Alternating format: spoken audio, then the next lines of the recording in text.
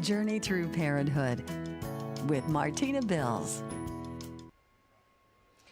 Good Wednesday morning, everyone. I'm Martina Bills. Thanks for joining us here on the WSAZ Now Desk for Journey Through Parenthood.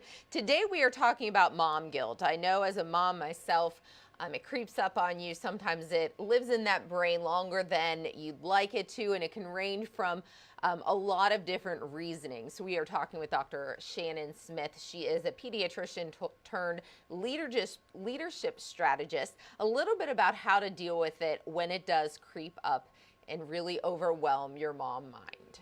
So Martina, great topic. I'm glad we decided to dive into this one. So let's define mom guilt. And like you described it as a weight, and I think that's a great way to say it. We become a parent, we're so excited, and it's like almost instantaneously these thoughts that are telling us what we didn't do correct, what we should be doing, what we shouldn't be doing are nonstop. And in so many ways, they're incredibly helpful because it helps us to start defining what we want in life, what we are intentionally putting out in front of us.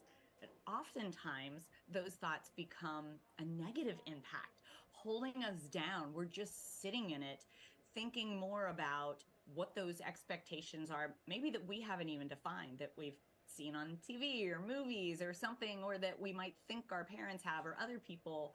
And it's making us less effective than we want to show up as parents. And that's kind of how I define mom guilt, having thoughts that are critiquing ourselves, making us less effective than we want to be. What are your thoughts on that? Yeah, so how do you even change that? Because I know those thoughts are there. They stay with you all day long. Even in the middle of the night, you may wake up with those lingering thoughts of something you have to do the next day, or something you didn't accomplish the day before, or something your child forgot.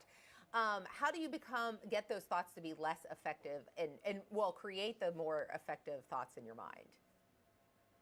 Okay, so I like that you defined it, because as a leadership strategist, whether I'm in a home, organization, or company, we start the same way. We go, okay, where are we?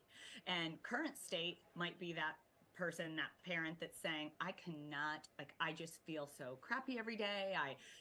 It's like I'm always beating myself up, and maybe that ends up showing on the kids, or maybe it ends up coming out and that I feel miserable or whatever, defining really what's happening. I'm snapping more at my kids. I'm holding them to expectations that are unrealistic. And then we have to look on the other side and go, okay, what's your desired state?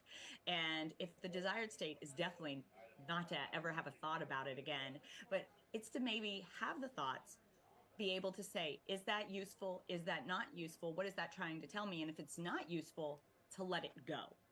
And then you would say, define the problem in between there. And for most of us, it's that, ready for a crazy one? We tend to believe our thoughts. We tend to have a thought in our brain. And if understanding what thoughts is helpful, thoughts are just a neuron firing in your brain. And so we have somewhere 70 to 80,000 ish plus just neurons firing. And because we care so much about being a parent, we tend to attach, our brain wants to look for threats. So, oh, you're a bad parent there. Oh my gosh, look at that. Your kid cried in the store. So, but in the moment, the part of your brain that's trying to protect you and your family is going, you better really hyper focus on that. So it really starts with defining the problem. We're believing every thought without slowing down and analyzing. And so again, our system goes current, desired, define the problem, hypothesize. And if you say hypothesize, what's an idea to try? It is slow down. Notice your thoughts. And then when we can do anything from breathing exercises to just practicing pausing, but ultimately it's slowing down and trying, does writing help me? Does journaling, does talking to a therapist, does me just noticing, did I just tell myself that my kid should have eaten a perfect meal at every time today? Like, is that what I just expected of myself? So it's really slowing down and hearing what we expect. And the guilt can be separated into, is that telling me, hey, make that change for next time? Great. Use that to make that slight change. Or is it just complete nonsense of, oh my, do you see how muddy my kid was? Well, good. That means they had fun. So it's slowing down and noticing that those are just neurons firing and we don't have to believe them. We get to be intentional. And I think that, Shannon, in this day and age, social media and expectations in the outside world, people tend to look at other things and think, oh, I'm not doing this correctly, I'm not doing this correctly. And it's hard to focus on you and your children or you and your child and how you are forming them to continue on.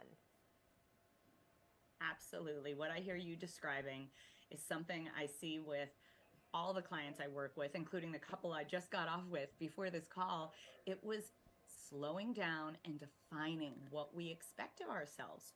With social media all around us, with everything we're seeing, it's so easy to think that's how it, quote unquote, should be done. And that's not how life works. Many of the parenting techniques we're using today in the United States have only been used for the past like 100 years, if that. And they're not actually creating the results we want. And so we feel conflicted saying, I should be doing that, even though it might not have the results we want. And we have trouble giving ourselves permission to go, no, wait a second. Just because I'm seeing that all over the place, is that really what I want? And that's where finding somebody to slow down, walk through, define your expectations in order to take different actions is so useful. So back here live in the WSAZ Now Desk, we're talking about mom guilt. It can creep up at any time as a mom, even just as a parent, as a father or mother. There's all kinds of parent guilt in general, no matter how old your child is. And I think that what Dr. Shannon Smith was saying is that it can evolve over time, but a lot of times social media plays a role in your mom guilt, parent guilt, because you're seeing what other people are doing and you may be thinking that you're missing out or not doing something correctly. And she says to really just be intentional with what your goal is as a parent and what you really want to make sure you achieve every day as a parent and not be too hard on yourself. I know easier said than done, but some really good advice from Dr. Shannon Smith. Here on Journey Through Parenthood, we are here every Monday and Wednesday at 10 o'clock on the WSAZ Now Desk. And I always link these stories to WSAZ.com. Right after the segment. We hope you have a great Wednesday.